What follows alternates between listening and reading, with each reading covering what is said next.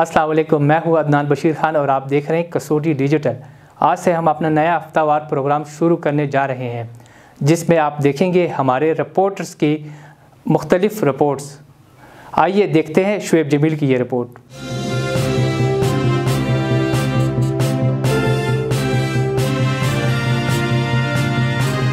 आसमान से बातें करती महंगाई ने जहां मुआशरे के हर तबके को लपेट में ले रखा है, वहीं कानूनदान भी इस आफियत के पंजों में जकड़े चले जा रहे हैं। दिन ब दिन बढ़ती हुई महंगाई की वजह से आवाम को जहां रूह और जिस्म का रिश्ता बरकरार रखने में मुश्किलात का सामना है, तो वहां आवाम के पास मामूली तनाज़ात या दीगर मामलात को कोर्ट कचहरी में हल करने के लिए वकला की फ़ीसें देने में भी इनकी क़ुव्वत जवाब दे गई है। आइए इन कानूनदानों से पूछते हैं कि महंगाई इनकी प्रैक्टिस पर कितनी असरअंदाज हुई है। ये जो महंगाई है, जिस तरह के बाकी पूरी कौम जो है उसमें लिपटी हुई है, तो इस तरह वकला पर भी उसका बहुत बड़ा असर है, क्योंकि हमारा सूबा खैबर पख्तूनख्वा पहले से गरीब लोगों पर मुश्तमिल है और ये मुश्किलात जो है गरीब लोगों के हैं सामने आते हैं। तो आजकल वकला भी उनके लिए परेशानी में से दो चार हैं, क्योंकि जो जितने भी लोग क्लाइंट्स हमारे आते हैं उनके पास वो जो पेइंग कैपेसिटी है वो है नहीं। अक्सर आकर केस के लिए बातचीत करते हैं, फ़ाइल छोड़ के चले जाते हैं, जब फ़ीस बता देते हैं तो फिर वापस नहीं आते, केस दाखिल करके फिर आते नहीं, क्योंकि उसे फ़ीस अदा करनी पड़ती है। तो महंगाई का जो तूफ़ान है और लोगों पर उसका जो प्रेशर है, उस प्रेशर में वकला भी आते हैं, क्योंकि हमारा जनरल पब्लिक के साथ ताल्लुक़ होता है। जनरल पब्लिक जब उनकी पेइंग कैपेसिटी होगी तो वकला भी खुश होते हैं और उनका काम चलता है। हमारे पास जितने भी क्लाइंट है, लिटिगेंट्स है, वो आते हैं तो वो यही रोना रोते हैं कि सर अब इस वजह से आज आपकी फ़ीस नहीं लाएं, इस वजह से नहीं लाएं, इस वजह से नहीं लाएं। लेकिन मैं अपनी ज़ात की हद तक और बाकी जितने भी मेरे दोस्त हैं जिनको मैं ऑब्ज़र्व करता हूँ, कभी भी किसी वकील ने इस वजह से ब्रीफ वापस नहीं किया कि जाओ जब पैसे नहीं दे सकते तो मत आओ, बल्कि वकला भी मुआशरे को देख रहे हैं, लोगों के उसको देख रहे हैं, तो एवॉइड करते हैं। मतलब इस तरह की तंगदस्ती में उनके साथ हेल्प आउट भी करते हैं और कोशिश ये भी करते हैं कि वो सिर्फ इस वजह से अपने, अगर उनका राइट बनता है तो सिर्फ इस वजह से हम उनको नहीं छोड़ते कि यार आपके पास फ़ीस नहीं है। महंगाई की इस लहर से न सिर्फ पाकिस्तान का हर शहरी मुतासिर हुआ है, इससे वकला भी मुतासिर हुए हैं, और न सिर्फ वकला मुतासिर हुए हैं बल्कि जो लिटिगेंट्स हैं, जो जिनके केसेस होते हैं, वो महंगाई की वजह से, वकला की फ़ीस न देने की वजह से वो उनकी अदालत तक रसाई बहुत मुश्किल हो गई है। अगर मैं कोर्ट फ़ीस की बात करूं तो कोर्ट फ़ीस पहले 3,000 था और अब जो है 15,000 तक पहुंच चुका है। तो वकला जो हैं, वकला की फ़ीस अगर पहले रेशो उसको देखा जाए तो वो भी बहुत कम हो गई है, लेकिन हम कोशिश कर रहे हैं कि इसी कम फ़ीस में गुजारा करें और जो हमारे लिटिगेंट्स हैं जिनको इंसाफ चाहिए उनको इंसाफ की फराहमी आसान बनाएं। महंगाई की मौजूदा जो लहर जारी है तो इसकी वजह से वकला तबके पर भी काफ़ी असर पड़ा है, क्योंकि जो क्लाइंट्स हमारे पास आते हैं तो उनके पास वकला की फ़ीस देने के लिए उनके पास कोई वो नहीं होता। और दूसरी बात यह है कि जो कुछ केसेस ऐसे हैं जो रेगुलर फर्स्ट अपील और जो कोर्ट फ़ीस के मद में जो फ़ीसों में इजाफा हुआ था, जो जैसे आप अगर रेगुलर फर्स्ट अपील दाखिल करेंगे तो 15,000 कोर्ट फ़ीस दाखिल करेंगे, तो ये भी एक मसला है, क्योंकि हमारे आवाम जो हैं तो उनके इतनी वो नहीं है कि इतने बड़े बड़े कोर्ट फ़ीस वो दे सके।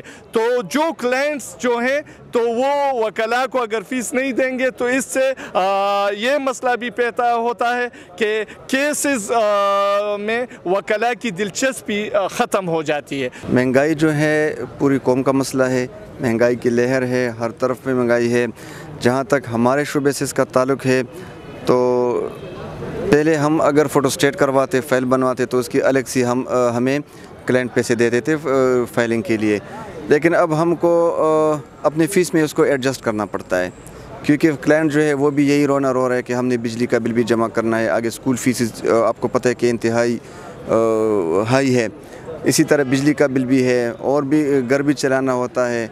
तो पहले हमारे जो रेशो थी फ़ीस की वो थोड़ी सी हाई थी, آج کل جو ہے اس مہنگائی کی وجہ سے وہ تھوڑی سی کم ہو گئی، اس لیے کہ فوٹو اسٹیٹ بھی کرنا پڑتا ہے، ڈرافٹنگ کے لیے الگ سے پیسے دینے ہوتے ہیں، کورٹ فیس، اسٹامپ پیپر جو فائلنگ کے ہے اس کو بھی ہم نے اپنے فیس میں ایڈجسٹ کرنا ہوتا ہے۔ تو ڈیفینیٹلی جس طرح باقی طبقہ مہنگائی کی وجہ سے متاثر ہوئے تو وکلاء کمیونٹی بھی اس سے کافی حد تک متاثر ہوئی ہے۔ مہنگائی کا اثر زندگی کے ہر طبقے پہ جو ہے نا وہ پڑا ہے، اور یقیناً وکلاء بھی اس معاشرے کا ایک حصہ ہے۔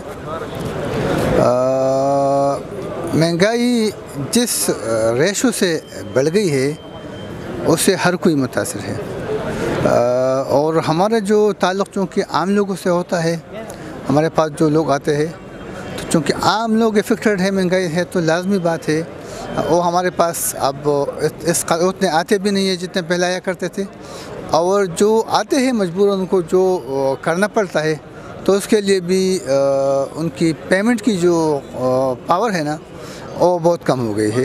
امید کی جاتی ہے کہ مہنگائی کے ہاتھوں جرائم پر آمادہ ملزم پکڑے جانے کے خوف کے ساتھ اب فیسیں جمع کرانے کے خوف سے بھی جرائم سے کنارہ کشی اختیار کرنے پر مجبور ہو جائیں گے۔ کیمرہ مین شایان کے ساتھ شعیب جمیل، کسوٹی ڈیجیٹل، پشاور۔ آپ نے شعیب جمیل کی یہ رپورٹ دیکھی، امید ہے آپ کو یہ پسند آئی ہوگی۔ آئیے آپ کو دکھاتے ہیں ایک انٹرویو، یہ اسکواش کی خواتین کھلاڑیوں سے لیا گیا ہے۔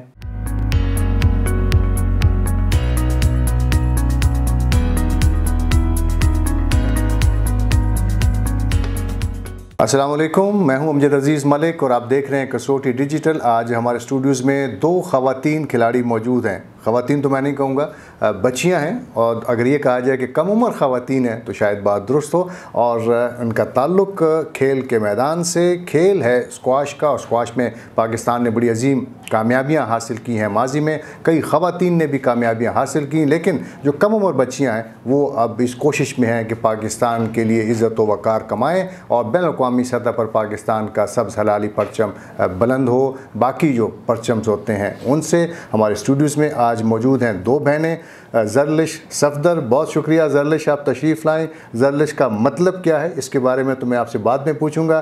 ان کے ساتھ ان کی چھوٹی بہن تشریف رکھتی ہیں، سنزل۔ یہ بھی بڑا مشکل نام ہے اور ہم پوچھیں گے کہ سنزل کا کیا مطلب ہے۔ آپ دونوں کا بہت شکریہ کہ آپ تشریف لائیں۔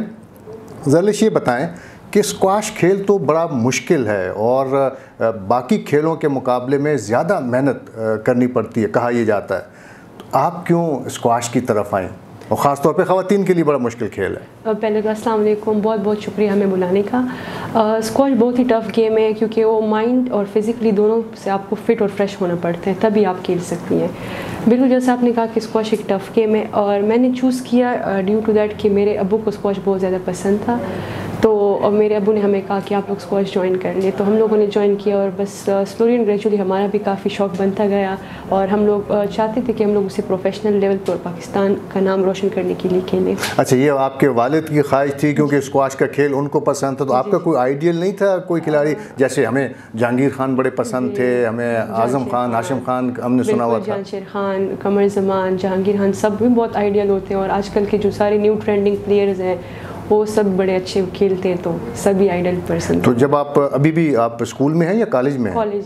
تو جب اسکول میں تھی تب آپ نے شروع کیا یا ابھی؟ اسکول نہیں، کالج کی سٹارٹنگ میں۔ تو کیسا لگا آپ کو پہلی مرتبہ اپنے اسکواش ریکٹ ہاتھ میں تھاما، اسکواش کورٹ میں داخل ہوئیں تو پہلی دفعہ وہ بتائیے ہمارے سماج سننے۔ کچھ زیادہ ہی عجیب فیلنگز ہوتی ہے پہلی دفعہ کھیلنا، کیونکہ بہت ہی مشکل لگ رہا تھا سب کچھ، کہ پتہ نہیں کیسے ہوگا، ہم کیسے کھیلیں گے، تو کافی ڈفرینٹ فیل ہوتا ہے، اور اچھا بھی بہت اچھا لگ رہا تھا کیونکہ، اور جب جیسے ہی ہم لوگوں نے کھیلنا شروع کیا بھی آہستہ آہستہ سب کچھ ایڈجسٹ ہو گئے، ہر چیز کا پتہ لگ گیا کہ یہ کیسے کھیلتے ہیں کیسے کھیلنے، تو ابھی کافی مزہ آتا ہے کھیلنے میں، بور نہیں ہوتے، بہت مزہ آتا ہے۔ اچھا زرلش، پہلے ماضی میں جب قمر زمان اسکواش کھیلا کرتے تھے، جہانگیر کھیلا کرتے تھے، ان دنوں میں پاکستان ایئر فورس کا ایک مین اسکواش کورٹ ہوا کرتا تھا، 2 سال میں سائڈ کورٹس تھے، اور اب تو بہت زیادہ اسکواش کورٹس ہو گئے ہیں، تو کیا خواتین کی بھی دلچسپی میں اضافہ ہوا ہے؟ خواتین بھی کھیل رہی ہیں کہ نہیں؟ جی بہت زیادہ جو ہمارے ہیں سینئرز کافی لگے ہوئے ہیں، جیسے قمر زمان سر نے کافی لگے ہوئے کہ اسکواش کورٹس جتنے زیادہ ہوں، جتنے زیادہ پلیئرز آئیں کھیلیں اور آگے جا سکیں اور پاکستان کا نام روشن کر سکیں۔ آف کورس فیمیلز کے لیے بھی کافی ابھی موقع مل رہے ہیں فیمیلز کو کہ وہ لوگ کھیلیں اور کافی اچھی کوچز ہیں اویلیبل ہیں کہ فیمیلس کھیلیں اور وہ بھی آگے جائیں اور وہ بھی پاکستان کا نام روشن کریں جیسے لڑکے کرتے ہیں. تو آپ ہمارے سننے والوں کو بتائیں کہ کتنے گھنٹے آپ پریکٹس کرتی ہیں اور پھر پریکٹس کرنے کے بعد کس طرح سے آپ اس میدان میں آگے جانا چاہتی ہیں؟ پریکٹس ہم لوگ کرتے ہیں 2 گھنٹے اور 2.5 اور ہم لوگ پریکٹس کرتے ہیں کیونکہ اگر آپ پروفیشنلی لیول پہ کھیلنا چاہتے ہیں تو آپ کو زیادہ سے زیادہ ٹریننگ کرنی پڑتی ہے. اور اس کے بعد ہوتے ہیں ہمارے ہفتے میں فزیکل سیشنز بھی ہوتے ہیں. فزیکل اس میں کچھ دن ہم لوگ گراؤنڈ جاتے ہیں جس میں ہم لوگ مطلب فزیکل جیسے ہمارے لانگ رننگ جاگنگ اور باقی جو ایکسرسائز ہوتی ہے انڈورینس وغیرہ کی وہ ہم لوگ سب کچھ کرتے ہیں. اس کے بعد کچھ دن ہوتے ہیں ہمارے جم میں جانے کے لیے وہ پاور اور یہ سب کرنے کے لیے. تو ہمارے کچھ دن ڈیوائڈ ہوئے ہوتے ہیں ہمارے دن کے. ہمیں اس دن گراؤنڈ جانا پڑتا ہے اس دن ہمیں جانا پڑتا ہے جم. تو وہ اسکواش کے بعد ٹریننگ کے بعد ہم لوگ جاتے ہیں تو وہ بھی کنٹینیو کرتے ہیں. اچھا میں دیکھ رہا ہوں ہمارے سامنے بالکل آپ کے ایوارڈ بھی پڑے ہوئے ہیں جو آپ نے مختلف مقابلوں میں جیتے. یہ بتائیے کہ کتنے مقابلوں میں آپ نے اب تک حصہ لیا ہے؟ میں فرسٹ انٹرنیشنل کھیل چکی ہوں. میرا فرسٹ انٹرنیشنل تبھی ملیشیا میں اور میں 9 سے زیادہ انٹرنیشنلس کھیل چکی ہوں اور بہت زیادہ ہمارے P S A close satellites ہوئے ہیں جو کہ وہ بھی انٹرنیشنل تھے اور انٹرنیشنل ٹورنامنٹ سے. یہ آپ باقی جو بات کر رہی ہیں تو یہ پاکستان میں یہ میچز ہوئے؟ جی پاکستان. اور ایک آپ کہیں ملیشیا میں وہاں پہ آپ نے مقابلوں میں. جی تو اس میں آپ انڈیویجول گیم ہے تو کیا آپ پروفیشنل بھی ہے تو سارے اخراجات خود کرتی ہیں؟ جی خود بھی کرتے ہیں اور بہت سے زیادہ لوگوں کے سپورٹس بھی ہیں جیسے بینک آف خیبر کا سپورٹ ہے ہمارے پاس. اور اس کے بعد اس بار ہمیں ملیشیا کے ٹرپ میں ہمیں of course Pakistan squash federation نے بھی بہت سپورٹ کیا ہے. پاکستان اسکواش ایسوسیشن نے بھی بہت کیے. کے پی اسکواش ایسوسیشن نے بھی کیے. اور آف کورس ان کے ساتھ 18 والوں نے بھی ہمیں کافی سپورٹ دیا ہے. تو ہم لوگ ان کا بھی شکریہ ادا کرنا چاہتے ہیں کیونکہ 18 والے بھی ابھی لگے ہوئے فیمیل ایتھلیٹس کو پروموٹ کرنے میں. تو دے جسٹ ہیلپ اس. یہ آپ نے بڑی اچھی بات بتائی اور ہمارے ہاں سپانسرز کی بڑی کمی ہوتی ہے. آپ نے بینک آف خیبر کا ذکر کیا تو مجھے یہ بھی پتہ چلا کہ بینک آف خیبر شاید آپ کو US کے کوئی مقابلے ہو رہے ہیں شاید وہاں بھی بھیجے. کیا یہ بات درست ہے؟ انشاءاللہ جی بالکل. تو وہاں پہ کیا US میں کون سا ٹورنامنٹ ہو رہا ہے؟ US جونیئر یہ پورے ورلڈ میں نمبر 2 بہت بڑا ٹائٹل جو ہے نمبر 2 پہ یہ فرسٹ برٹش اوپن ہوتا ہے. سیکنڈ پرائز منی کیا ہے؟ جس کی پرائز منی جس ٹورنامنٹ کی زیادہ ہو تو وہ پھر زیادہ بڑا ٹورنامنٹ ہوتا ہے. تو میرا خیال ہے اس میں پرائز منی تھوڑی کم ہوتی ہے جب آپ سینئر ہو جاتے ہیں تب زیادہ ہوتی ہے. PSA کے لیول پہ جب آپ کھیلنا شروع کریں. تو آپ کو امید ہے کہ آپ ان مقابلوں میں شرکت کریں گی اور کس طرح سے کریں گی؟ کیا اپنے خرچہ کرنا پڑتا ہے اپنا ٹکٹ لینا پڑتا ہے یا بینک آپ کو اسپانسر کرے گا؟ دونوں. اچھا اب امید ہے آپ کو کہ بینک اسپانسر کر دے آپ وہاں پہ چلی جائیں. کریں گے ہم لوگ خود بھی کریں گے تو ایسے ہوتا جائے گا. جی بتائیے کہ پشاور میں اور آپ کی ایک تو بہن بھی کھیلتی ہیں لیکن آپ کتنی خواتین ہیں جو پشاور یا خیبر پختونخوا میں کھیلتی ہیں؟ ابھی تو آئی تھنک 50% سے زیادہ ہو گئی. پہلے تھی ابھی بہت زیادہ ہو گئی کیونکہ ابھی اپرچونیٹیز زیادہ ہو گئی کورٹ زیادہ ہو گئے کوچز ہے سب کچھ فیسلٹیز موجود ہے تو ابھی لڑکیاں زیادہ آنا شروع کر گئی اور زیادہ لڑکیاں کھیل رہی ہیں. آپ پڑھتی بھی ہیں جیسا کہ آپ نے بھی ذکر کیا کالج میں ہیں تو اس سے پڑھائی پہ اثر نہیں پڑتا کیونکہ جو ہمارے ایک بار پھر میں ناظرین کو بتاؤں کہ جو نواں کلی تھا چونکہ یہ بڑا قریب گاؤں ہے پشاور کے تو زیادہ تر کھلاڑی جو ہیں ان کا تعلق نویں کلی سے تھا تو انہوں نے کیا کیا کھیل تو اپنا لیا لیکن پھر کالجوں اور اسکولوں سے انہیں باہر آنا پڑا. تو زیادہ تر جو پھر اسکواش کھلاڑی ہیں وہ زیادہ پڑھ لکھ نہیں سکے لیکن ان دنوں میں چونکہ ڈپارٹمنٹس ہوا کرتے تھے تو ڈپارٹمنٹ سے نوکریاں دیا کرتے تھے. وہ بعد میں تو پھر وہ سابق وزیر اعظم صاحب نے یہ فیصلہ کیا کہ کھیل جو ہیں تو ڈپارٹمنٹس میں نہیں ہونے چاہیے لیکن اب دوبارہ وہ فیصلہ ریورس ہو گیا ہے. تو میں یہ جاننا چاہ رہا تھا کہ پڑھائی کے ساتھ ساتھ مشکل نہیں ہوتا کھیلنا؟ بہت مشکل ہوتا ہے کیونکہ پڑھائی آف کورس اپنے جگہ پہ بہت زیادہ ٹف ہوتی ہے. جتنا آپ آگے جاتے ہیں اتنی پڑھائی ٹف ہوتی جاتی ہے اور اگر آپ کو اچھا اسکور کرنا ہے تو آف کورس بہت زیادہ ٹف ہوتا جا رہا ہے. اور اگر پاسنگ مارکس نے پھر بھی خیر ہے صحیح ہے مگر اگر تھرو آؤٹ آپ ٹاپر رہتے ہیں تو آپ کے لیے بہت مشکل ہو جاتا ہے پڑھنا. اور اسکواش بھی کافی ٹف گیم ہے تو دونوں کو مینٹین رکھنا بہت مشکل کام ہے مگر اگر آپ کا شوق ہے تو آپ کر سکتے ہیں. تو آپ پڑھ لکھ کر کچھ بننا چاہتی ہیں یا اسکواش کھیل کر اچھا اسکواش کھلاڑی بننا چاہتی ہیں؟ میں وہ واحد پلیئر بننا چاہتی ہوں کہ جو زیادہ سے زیادہ ایجوکیٹڈ بھی ہو اور آگے سے آگے زیادہ مطلب ٹاپ پلیئرز میں بھی ہو. اچھا یہ بتائیے کہ صوبائی حکومت بھی آپ کے ساتھ کوئی تعاون کرتی ہے یا نہیں؟ فیسلٹیز تو بہت ہیں قیوم اسپورٹس کمپلیکس میں اسکواش کورٹس بن گئے ہیں کمپلیکس بن گیا ہے تو یا آپ سمجھتے ہیں کہ اکیڈمیز ہونی چاہیے خواتین کے لیے علیحدہ کچھ ہونا چاہیے؟ کچھ اس بارے میں بتائیے. आई डोंट थिंक सो कि अलहदा, हाँ अगर जो जिन फीमेल्स को मसला होता है, क्योंकि अभी कई स्टेडियम में फ़ीमेल्स के अलग कोर्ट है, मेल्स के अलग कोर्ट है, तो ऑफ कोर्स काफ़ी ऐसी फीमेल्स होती हैं जिनको लड़कों के साथ खेलने में इशू होता है, तो वो अलग खेल सकती हैं, मगर ऐसी कोई पाबंदी नहीं है कि आप लड़कों के साथ नहीं खेल सकते हैं। आप स्पोर्ट्स में तो ये बाउंड्रीज नहीं होती कि आप लड़कों के साथ खेल रहे हैं या आप लड़कियों के साथ खेल रहे हैं। जितना आप ज़्यादा लड़कों के साथ खेलेंगे उतना आपके इल्म में इजाफा होता है, क्योंकि वो लोग टफ़ खेलते हैं, तो आप उनके साथ जब जितना टफ़ खेलेंगे उतना आपको फ़ायदा होता है। लेकिन हम कोचेस की बात करें कि जो कोच हैं, चूँकि मेल कोच हैं, तो वो मजबूरी भी है कि ख़वातीन उनसे सीखें और फिर वो आगे जाएं। तो आप समझती हैं कि आने वाले दिनों में अगर आप पेशावर में रहती हैं तो आप कौमी सतह पे या बैनुल-अक़वामी सतह पर आगे जाएंगी, या कोई ऐसा बाज़ वक़्त ऐसा होता है ना कि हमारे जो पेशावर के खिलाड़ी हैं या ऑर्गेनाइजर्स हैं वो पेशावर फिर छोड़ जाते हैं, तो कोई आपका प्लान तो नहीं है ऐसा? नहीं, चला नहीं, ऐसे कोई नहीं। मैं अपना पाकिस्तान का नाम ही रोशन करना चाहती हूँ, और मैं चाहती हूँ कि मैं पाकिस्तान का नाम हर जगह, पाकिस्तान को ही मैं हर जगह रिप्रेजेंट करूँ। मुझे जो भी मेडल्स मिले, मुझे जो भी मिले, तो मैं पाकिस्तान के लिए ही नाम। अच्छा, अब हम आते हैं तो बन्नू की तरफ। बन्नू से हमारे बहुत खिलाड़ी थे, अब्दुल हमीद हमीदी थे, रशीद जूनियर, फिर काजी मुहिब ने पाकिस्तान टीम की नुमाइंदगी की, जाकिर खान जो हैं वो पाकिस्तान की क्रिकेट टीम में आए, और फिर उसके बाद नासिर इकबाल, ताहिर इकबाल, नूरानी, बहुत से नाम हैं ऐसे। और हमारे लिए बड़ा सरप्राइजिंग है कि खातून भी जो है वो बन्नू से स्क्वाश खेल रही है। तो क्या लोगों के क्या तासुरात होते हैं आपके बारे में? बहुत ऑफ कोर्स हर जगह पॉजिटिव नेगेटिव लोग होते हैं, तो पॉजिटिव लोग जो होते हैं तो आपके सपोर्ट में बोलते रहते हैं, मगर जो नेगेटिव होते हैं तो वो भी नेगेटिव। लेकिन आपको तो खुशी होती होगी कि बन्नू से आपका ताल्लुक है। कोई ऐसा बंदा बन्नू से नहीं आया। ऑफ कोर्स लड़के को भी कम अपॉर्चुनिटीज़ मिल रही हैं वहाँ पे, तो अगर एक लड़की होने के नाते हम लोग इतना आगे आ रहे हैं, और हम लोग बन्नू का नाम भी ले रहे हैं, और बन्नू को भी आगे हम लोग प्रमोट करते जा रहे हैं, और हम लोग लोगों को ये भी बता रहे हैं कि बन्नू में इतने टैलेंटेड लोग हैं, मगर उनके लिए अपॉर्चुनिटीज़ नहीं मिलती उनको। लेकिन मारिया जो है उनका, मारिया तूर, उनका ताल्लुक वज़ीरिस्तान से है, उन्होंने भी बड़ा नाम कमाया स्क्वाश के मैदान में। तो हमें तवक्को यकीनी तौर पर करनी चाहिए कि आने वाले दिनों में आप पाकिस्तान का नाम रोशन करेंगी, और जैसे कि मैंने शुरू में कहा था कि तवक्कुआत हमें आपसे बहुत हैं। हमें उम्मीद है कि आपको अच्छी ट्रेनिंग मिलेगी, सूबाई हुकूमत आपके साथ ताउन करेगी, आपके पास स्पॉन्सर्स भी होंगे, और आप आने वाले दिनों में पाकिस्तान का जो नाम है उसको आगे लेके जाएंगी।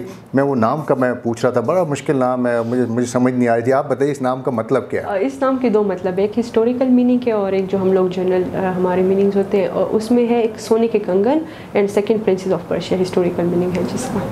चलिए, बहुत शुक्रिया आपका ज़रनिश कि आपने आए यहाँ पे हमारे स्टूडियोज़ में और हमने बातचीत की। अब हम आपकी बहन जो है छोटी संजिल से बात करते हैं। बहुत शुक्रिया संजिल, आप ये बताइए कि आपको क्यों स्क्वाश खेलने का शौक़ हुआ?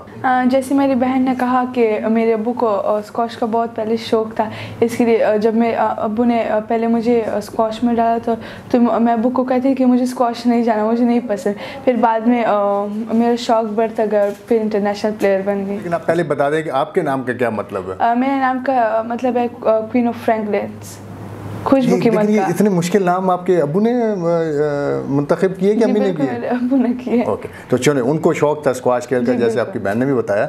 तो उसके बाद अब जो स्क्वाश खेलती हैं तो क्या बुनियादी मकसद आपके जहन में क्या है? आप पाकिस्तान की नुमाइंदगी करना चाहती हैं? जी, मैं मेरी पूरी कोशिश यही कि मैं जहाँ भी जाऊँ इंटरनेशनल मैचेस के लिए और नेशनल मैचेस के लिए मैं पाकिस्तान के लिए मेडल जीत कर ला और पाकिस्तान का नाम रोशन कर। अच्छा, तो अभी आपने कितने टूर्नामेंट में हिस्सा लिया? और मुझे ये भी पता चला कि आप मलेशिया भी गई थी। जी बिल्कुल, मैंने एक इंटरनेशनल मैच किया है मलेशिया में, और मैंने तकरीबन नेशनल मैचेस किए 8 और 7 मैचेस किए पाकिस्तान में नेशनल। अच्छा जी। अच्छा, बहन के साथ भी आप खेलती हैं कि नहीं? जब आप स्क्वाश कोर्ट में जाती हैं तो दोनों बहनें प्रैक्टिस करती हैं? कभी कभी खेलती है, क्योंकि हमारे कोर्ट में ज़्यादातर झगड़ा होता है। क्यों? लड़ाई होती है। नहीं, ये क्यों? आपको तो लड़ाई करनी नहीं चाहिए, आपको तो खेलना चाहिए और खेलने में जीतना चाहिए, ये इस लड़ाई का तो मज़ा है। कभी कभी खेलते, फिर ऑब्वियसली वो जीत जाती है। अच्छा। हाँ, इसके लिए मैं उसके साथ नहीं खेलती, फिर मुझे गुस्सा आता है कि वो जीत गई। तो ये अगर किसी और खिलाड़ी के साथ आप खेल रही हो, गुस्सा आ गया? उस टाइम नहीं आता। अच्छा, चलें, ये बताइए कि स्क्वाश में कितना आप समझती हैं कि हमारे यहाँ जो बाकी खिलाड़ी हैं आपके अलावा, आपकी बहन के अलावा, कि उनमें बड़ा टैलेंट हो और आप उनके साथ खेलें और फिर फाइनल में पहुँचें?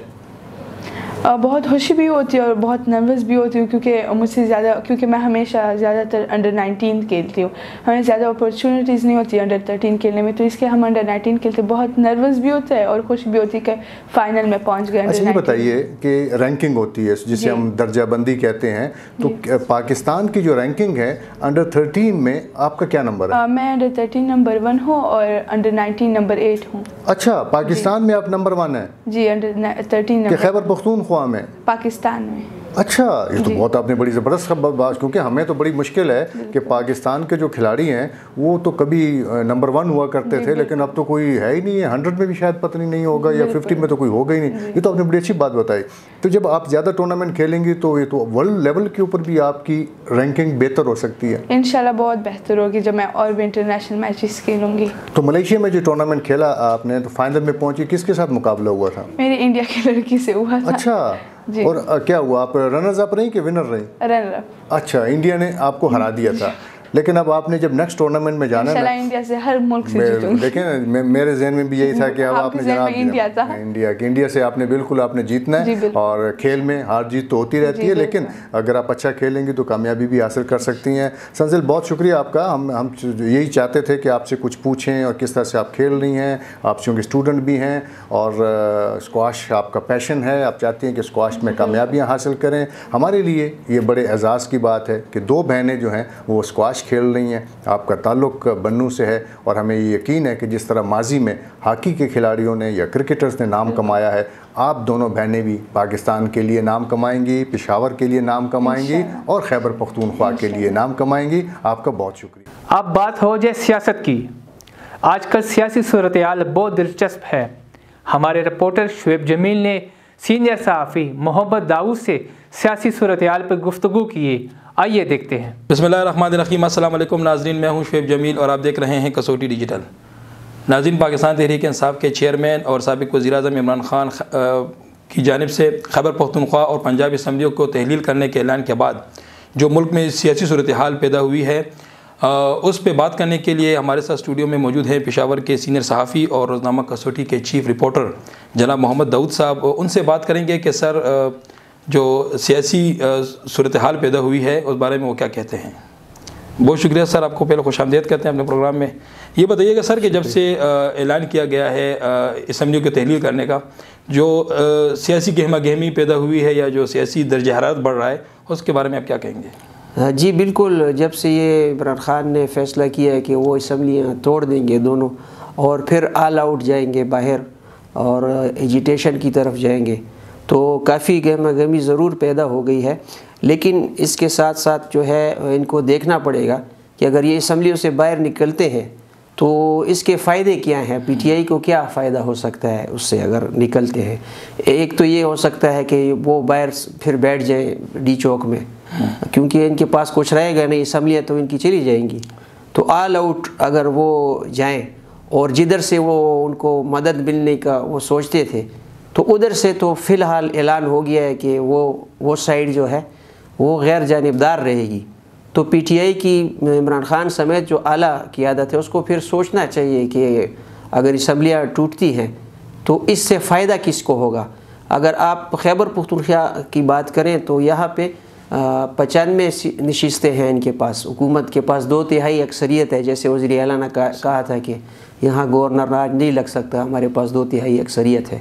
تو تحریک انصاف اپنی 2/3 اکثریت والی جو حکومت ہے اس کو کیوں ختم کرنا چاہتی ہے پھر، جب اس کا کوئی ایسا فائدہ ان کو نہیں ملنے والا. اس پہ ضرور سوچنا چاہیے پرویز خٹک صاحب کو یا ان کی جو اور اعلیٰ قیادت ہے، تو اس پہ ضرور ان کو سوچنا چاہیے. اچھا سر، یہ بھی بتائیے کہ یہ بھی باتیں سننے میں آ رہی تھی کہ پی ٹی آئی کے جو اپنے اراکین اسمبلی ہیں، آیا وہ اس پہ متفق ہیں کہ جو ان کے جو چیئرمین نے وہ بات کی ہے اسمبلیوں کو تحلیل کرنے کی، تو اس حوالے سے آپ کے ساتھ کوئی تو اتفاق تو اس دن ادھر اسمبلی میں سی ایم ہاؤس میں جو اجلاس ہوا تھا پارلیمانی پارٹی کا، تو اس میں تو اتفاق ہو گیا ہے سب کا.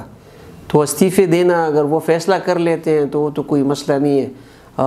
وزیر اعلیٰ کے پاس اختیار ہے 18ویں ترمیم کے بعد وہ اسمبلیاں توڑ سکتے ہیں. اور ایک میرا خیال ایم پی اے نہیں آیا تھا، وہ فہیم جس نے بیان دیا تھا، وہ اس کو طلب نہیں، اس کو بلایا ہی نہیں گیا تھا. اس کے علاوہ تو سب نے اختیار دے دیا ہے عمران خان کو جب وہ کہیں گے بقول ان کے. لیکن پنجاب میں چونکہ پنجاب کی سیاست اور ہماری سیاست میں ذرا فرق ہے, ادھر کوئی مسئلے آ رہے ہیں, تو ایسا لگ رہا ہے کہ پنجاب میں اسمبلیاں توڑنا مشکل ہو جائے گا ان کے لیے, کیونکہ پنجاب کی سیاست ہماری سیاست کی طرح سیدھی سادھی نہیں ہے کہ ایک طرف جا رہی ہو تو اسی طرف ہماری سیاست جاتی ہے. وہاں پہ جوڑ توڑ اور اس قسم کی چیزیں ماضی میں بھی پنجاب کی سیاست میں ہوتی رہی ہیں, اور اس دفعہ بھی یہی چانس ہے کہ کوشش ان کی ہوگی کہ اسمبلی نہ ٹوٹ سکے. اچھا دوستو یہ بھی بتائیے گا کہ اگر فرض کرے یہ اسمبلیاں توڑنے کا اعلان کرتے ہیں یا اس کے اوپر وہ کرتے ہیں تو وفاقی حکومت اس کے جواب میں گورنر راج لگا سکتی ہے, کیونکہ ابھی تک کی اگر ہم بات کریں گورنر کی جو سیٹ تھی وہ بھی خالی تھی, تو حالیہ میں حاجی غلام علی کو بطور ایک گورنر تعینات کیا گیا ہے, تو آپ کیا سمجھتے ہیں کہ وہ کچھ رد عمل دے سکتے ہیں اس حوالے سے؟